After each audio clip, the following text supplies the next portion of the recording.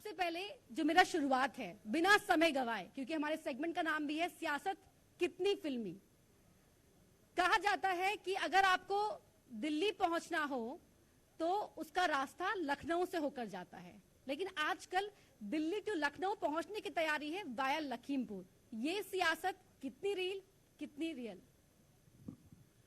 पहली बात तो मैं पूरे नेटवर्क 18 की टीम को, अमीश जी यहाँ, अमीश भैया बैठे हैं, आपको, अपर्णा जी, सब लोगों को बाबा गोरखनाथ की इस पावन धरती पे आप लोगों का स्वागत है, इस तपोभूमि पे। ये आप लोगों को बता दें, बड़ा ही पॉपुलर चैनल है उत्तर प्रदेश, जब समस्त देश का है, बिकॉज बहुत सारे हैं, लेकिन आप लोग को बहुत देखा जाता है, तो आप लोगों का ढेर स्वागत। बात आपने की लखीमपुर खीरी की, तो बहुत दुर्भाग्यपूर्ण रहा। देखिए, वहाँ जो हुआ हादसा, जो मृत्यु हुई वो 8 लोगों की, वो बहुत दुखद है, और उस पर अब जो एक सियासत चल रही है वो भी बहुत दुखद है।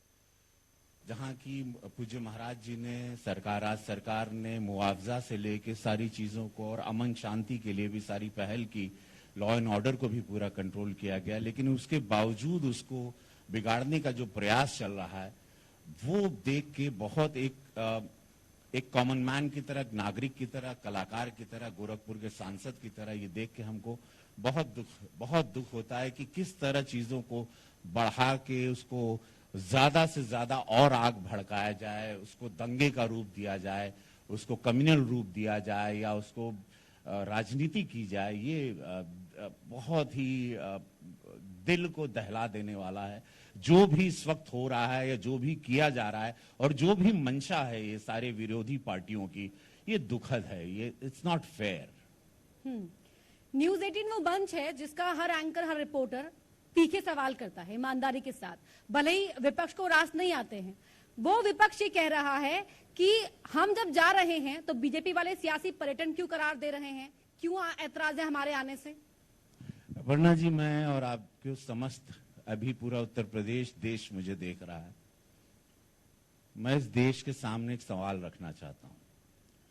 पंजाब में जो हो रहा है, राजस्थान में परसों किसानों को बुरी तरह मारा गया, टांगे तोड़ दी गई सबकी, लाठियां भाज रही थी, वही सरकार वहां कांग्रेस की सरकार है, वहां ये लोग कभी नहीं गए। छत्तीसगढ़ में परसों से दंगे चल रहे हैं, वहां के मुख्यमंत्री बैठे हैं लखनऊ एयरपोर्ट पे, पंजाब के मुख्यमंत्री बैठे हैं लखनऊ एयरपोर्ट पर। ये मैं लोगों से पूछना चाहता हूं कि वहां क्या हो रहा है, वहां आपके क्षेत्र में, आपकी जहां सरकार है कांग्रेस की, वहां अगर बलात्कार होता है नहीं जाते हैं, वहां किसानों को मारा जाता है।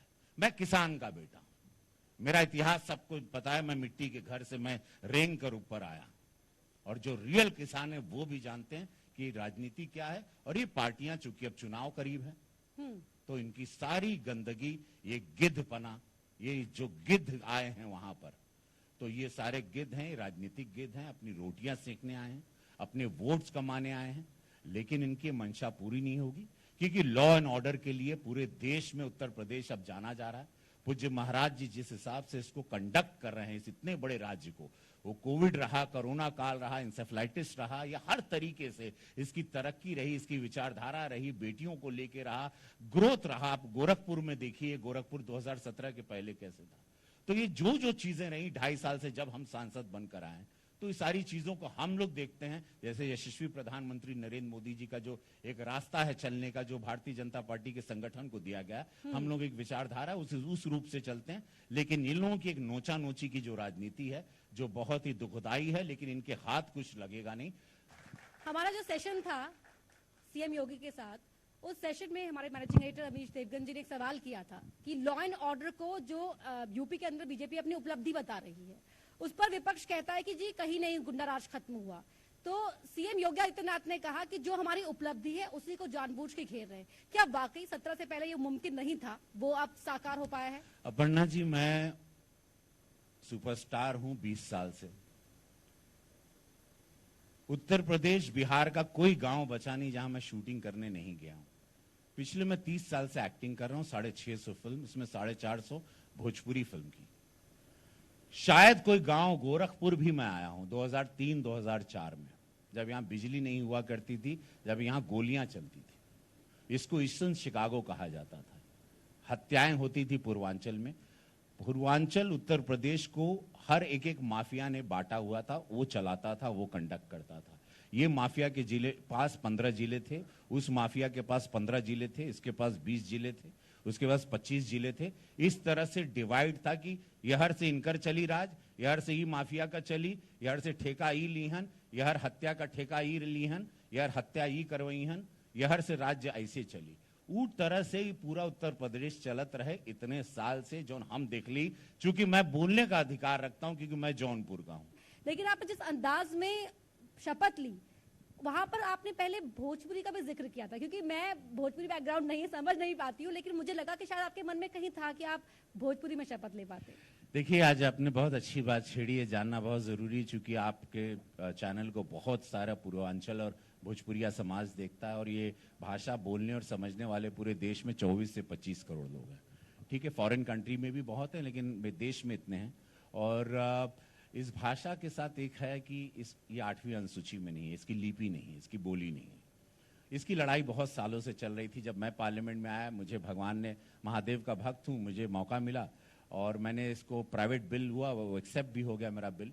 8वीं अनुसूची के लिए मैंने गृह मंत्री जी के सामने भी बात रखी, मैंने प्रधानमंत्री जी से स्वयं पर्सनली मिलकर भी ये बात रखी, और उन्होंने अश्योर किया कि डेफिनेटली हम लोग इस पर काम कर रहे हैं और इसको 8वीं अनुसूची में लाया जाएगा।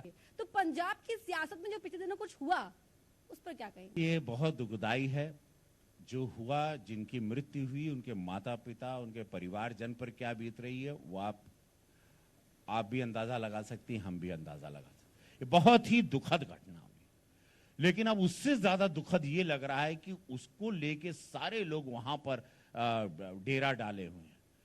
ये सारे लोगों के क्षेत्र में आप 4 दिन से 10 दिन से पहले, 1 महीना पहले, 6 महीना पहले, इसी कांग्रेस के राज्य में आप देख लीजिए क्या क्या हुआ।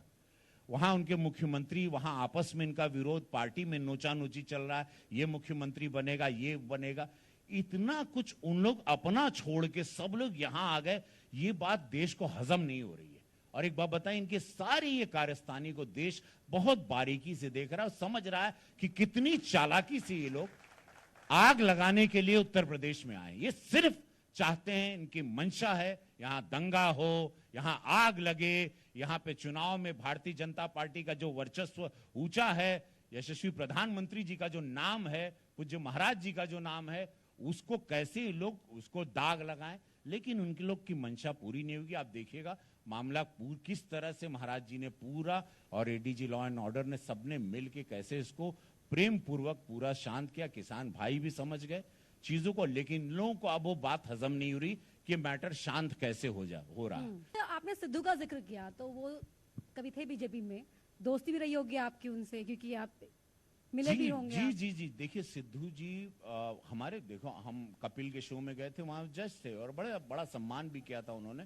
और लेकिन अब सिद्धू जी की मंशा देखिए साफ है, उनको मुख्यमंत्री बनना था, बहुत क्लियर था। उनको मुख्यमंत्री नहीं बना तो अब ये उनका ये दूसरा रूप है।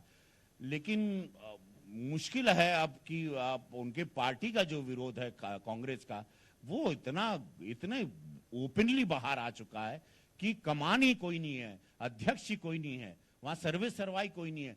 हर आदमी वहां पर अध्यक्ष बना है, हर आदमी कांग्रेस बन चुका है, हर आदमी अब डिसीजन मेकर है, हर आदमी को मुख्यमंत्री बनना है, हर आदमी को राहुल जी को हटा देना है, प्रियंका जी को हटा देना है। गांधी परिवार से पूरी पार्टी मिलके उनका पूरा पावर ले लेना चाहती है, जो हमको दिखाई दे रहा है। अच्छा, सिद्धू जी ना बहुत ही तुकबंदी में बात करते हैं, अगर आपको मिल जाए तो क्या कहेंगे आप? हमें लगा पाजी ठोको ताली के साथ ये बोलेंगे कि बाजी सही बताएं, कांग्रेस की जो स्थिति है उससे यही बोलूंगा कि जिंदगी झंडबाज, अब कौने बात के घमंडबाज।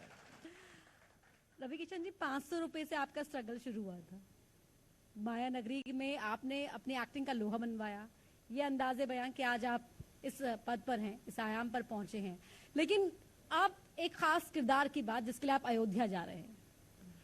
मैं जा रहा हूं भगवान परशुराम का किरदार निभाने, क्योंकि अपर्णा जी देखिए, मैं हूं शुक्ला, ठीक है, अब हो रही है उत्तर प्रदेश में ब्राह्मणों की राजनीति, और ये बात हम ब्राह्मणों को इतना अजीब लग रहा है कि अचानक हम ब्राह्मणों के अभिभावक इतने सारे एक साथ पैदा हो गए। अब सब लोगों को ब्राह्मण बड़े पसंद आ रहे हैं। हम लोग हैं 13%, लेकिन हम जो ब्राह्मण हैं उत्तर प्रदेश के 13%, हम लोग बोलते हैं, हम लोग वोकल हैं, तो हम लोग शक्ति रखते हैं 40% की। भगवान की लीला देखो, पिछले साल भी मैं विभीषण बना था, केवट बना था। हर साल मैं बचपन में सीता जी बनता था। जब मेरी ऐसी बॉडी नहीं थी, मैं छरारा दुबला पतला था, बहुत सुंदर। मैं 6-7 साल गांव में मैं सीता जी का रोल, तो रामलीला के साथ मेरा एक सीता जी का एक डायलॉग। अरे नहीं, अब दाढ़ी मूंछ में अच्छा ना लगी। तो नहीं, कलाकार तो कलाकार होता है, कोई भी मंच हो, कोई भी वेशभूषा हो। नहीं तो बस अब ये परशुराम जी का हम आपको सुना देंगे, जो आज मैं खड़े हो जाता हूँ।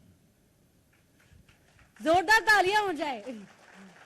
देखिए, गोरखपुर में होने का ये आपको बेनिफिट मिल रहा है। सर्वे भितु सर्वा भितु, जीवन भितु मृत्यु भितु, दाता तू विधाता तू, देता तू लेता तू, सत्य तू असत्य हम, भगवान तू मनुष्य हम, शिव तू, सुंदर तू, शक्ति तू, सब कुछ तू, मैं कुछ नहीं, भगवान तू, मैं कुछ नहीं, जीवन तू, मैं कुछ नहीं। नमः पार्वती पते हारा हारा महादेव। रविंद्र श्याम नारायण शुक्ल उर्फ रवि किशन, किसके ज्यादा करीब है? रवि किशन ने मुझे, चूंकि अपर्णा जी, आज मैं, बहुत सारे लोग जानते थे कि मैं शुक्ला क्यों नहीं लगाता था। मुझे जब मैं, अब पहले बंबई हुआ करता था, मुंबई है, मैं गया था तो मुझे किसी ने कहा कि ये नाम से तुमको काम नहीं मिलेगा। क्यों? इतना बड़ा नाम और शुक्ला हिंदी भाषी हो तुम, तो ऐसा लोग स्ट्रगल के दौरान जो भी आपको मिलता है तो भगवान ही लगता है आपको। जो जो कह दे आप, बिकॉज आपके पास ना पैसे हैं, ना काम है, ना फ्यूचर है, ना आपको पता अगले दिन क्या होगा, आप कहाँ जाओगे। तो मैंने कहा मैं क्या करे, बोले तुमको ये नाम ले लो, तुम रवि किशन ले लो, तुम्हारे बड़े भाई का नाम राम किशन है, उनका किशन उठा लो, रविंद्र का तुम रवि ले लो। तो रवि किशन बन गए। और वो बड़ा दुखद रहा कि अपने सरनेम के बगैर हमको आना पड़ा। एक पिता के सरनेम को दुख मैं जानता हूँ, क्योंकि मेरे भगवान मेरे पिता रहे, मेरे गुरु मेरे पिता रहे। खैर, लेकिन मुझे घर के लिए पैसे भी चाहिए थे, मेरा खेत गिरवी था, मेरा घर मिट्टी का था, और मुझे लगा कि वो सारे दुख मैं झेल सकता हूँ अगर मैं अपने घर को खड़ा कर दूं, मेरे पिता को मैं खड़ा कर दूं, मेरी माँ को, मेरे भाई बहनों को मैं पढ़ा दूं। मैं छोटा था घर में सबसे, और ये वहाँ से मेरी शुरुआत हुई। तो अब मैं रवि किशन के भी करीब हूँ, क्योंकि देश विश्व मुझे रवि किशन के नाम से जानता है। आंध्र प्रदेश में मुझे शिवा रेड्डी के नाम से जानते हैं, वहाँ मैं तेलुगु फिल्में करता हूँ, तमिल में भी जानते हैं ये नाम से, कन्नड़ा में। तो अब अनगिनत रूप है। और कोई दक्षिण भाषी डायलॉग हो जाए, है? South Indian dialogue. उलगतला यौल पुणगैर्कित अदलाम बिटिट यन्ना वत्तूराग पुणकागा आलई। आपको तो अपने सरनेम को हटाना पड़ा, लेकिन अब हम लगातार देख रहे हैं कि आप काम कर रहे हैं कि जो पूर्वांचल के, यूपी बिहार के जो एक्टर्स हैं, एस्पायरेंट्स हैं, उनको उस तरह का ट्रीटमेंट ना मिले, इसके लिए उत्तर प्रदेश में भी अब फिल्म सिटी बनने जा रही है। जी जी, मैं पूज्य महाराज जी को दिल से धन्यवाद, आभार करना चाहूंगा कि महाराज जी ने वो बात, उस दर्द को समझा। ये 18 साल पुराना मेरा सपना था कि यहाँ पे एक फिल्म सिटी बने, क्योंकि हिंदी भाषा, हिंदी कहानी उत्तर प्रदेश बिहार की बनती है, और वो शूटिंग होती है बंबई में या गुजरात में, या भोजपुरी फिल्में होती थी गुजरात में। तो मैं चाहता था कि यहाँ पर हो, और मैं चाहता हूँ कि अनगिनत रवि किशन, मेरे बाद भी बहुत सारे, मैं इतना टैलेंट लेके कहाँ जाऊंगा, जो ईश्वरी कृपा है। मैं चाहता था मेरे अंदर के सारे टैलेंट भी हो। तो आज गोरखपुर में करीबन 150 बच्चे तैयार हैं, जो काम कर रहे हैं, जो शूटिंग कर रहे हैं। तो पढ़ना जी, यहाँ जिनको रोजगार है, यहाँ फिल्म सिटी लगने से महाराज जी ने इतना बड़ा कदम उठाया। जेवर के पास फिल्म सिटी लगेगी, और ये एशिया की सबसे बड़ी फिल्म सिटी होगी, 15,000 एकड़ में बन रही है। आखिरी सवाल और एक आखिरी फरमाइश भी है, क्योंकि लगातार मुझे इसकी कमांड भी मिल रही है। एक तो मुझे किसी ने कहा कि आप गुनगुनाते भी बहुत अच्छा है, तो गुनगुना दीजिए। कुछ सुने के बाका। नजर न केकरो लग जाए, कहीं हुस्न के कोठी में। उत्तर प्रदेश में पूज्य महाराज जी में, यशस्वी प्रधानमंत्री जी के बीजेपी पे एगो नींबुआ दो चार गो मरचा। ये भैया हो मोदी जी, ये योगी बाबा, लटका लहा चोटी में। रवि किशन जी बहुत बहुत धन्यवाद। एक लाइन के साथ मैं यहाँ पे समाप्त करूंगी कि मन के हारे हार है, मन की जीते जीत, और आपने ठान लिया है तो हम देख ही रहे हैं बदलाव, आगे भी बदलाव की और देखेंगे, उम्मीद करते हैं। थैंक यू सो मच, धन्यवाद धन्यवाद।